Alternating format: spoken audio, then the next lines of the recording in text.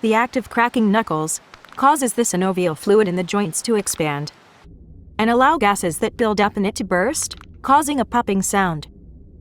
This in turn stimulates the nerves and relaxes the muscles, often resulting in more mobility. Gases take about 25 minutes to build up in the synovial fluid before knuckles can be recracked.